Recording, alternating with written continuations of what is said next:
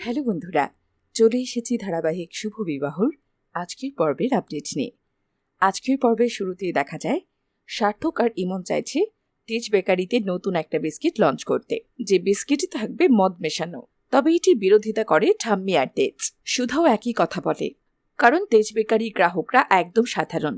তখন ঠাম্মি বলে, এসব মদ ভরা বিস্কুট তো নিম্ন আর মধ্যবিত্ত মানুষেরা কিনতে পারবে না। তখন সার্থক বলে, তার টার্গেট ক্লায়েন্টস মধ্যবিত্ত পরিবার নয়। তেজ চায় না কিছুতেই তাদের টার্গেট কাস্টমার পরিবর্তিত হোক। সুধা বলে, মান যদি ভালো হয় তবে এমনিতেই সেটা বিদেশে এক্সপোর্ট হবে, তার জন্য লিকার মেশানোর কোনো দরকার নেই। সুধা চায় না এসব করতে গিয়ে নতুন মেশিন আর নতুনভাবে টাকা খরচা হোক, কারণ এমনিতেই তারা লসের মুখে আছে। ইতিমধ্যে ক্লায়েন্ট বলে তাদের একটা পরীক্ষা দিতে হবে, আর এই পরীক্ষায় যে জয়ী হবে সেই হবে তেজ বেকারির পরবর্তী উত্তরাধিকারী। তিনি দেখতে চান একদিনের মধ্যে কে সর্বোচ্চ সেল করতে পারে। চ্যালেঞ্জে রাজি হয়ে যায় তেজ আর সার্থক।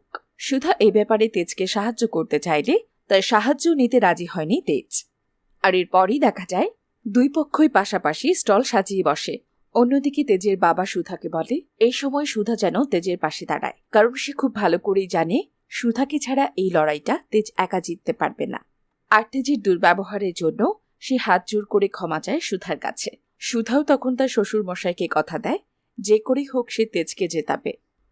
ইশিকা তেজের সঙ্গে বিস্কিট বিক্রির লড়াইটা চালিয়ে যাচ্ছে। ইশিকা এবার দেখিয়ে দিতে চায় শুধু সুধা নয়, সেও তেজের পাশে থেকে এই লড়াইটা জিতবে। তখন লোকেরা ছুটে আসে এবং সুধাকে দেখতে চায়। তখন ইশিকা জানায় তেজ বেকারির নতুন ফেস এখন সে। তবে সেই মহিলারা সুধাকেই খুঁজতে থাকে। তবে তারা রাজিও হয়ে যায় তাদের বিস্কিট চেখে দেখতে। ওদিকে সুধা সিদ্ধান্ত নেয় তেজের পাশে দাঁড়াবে বলে।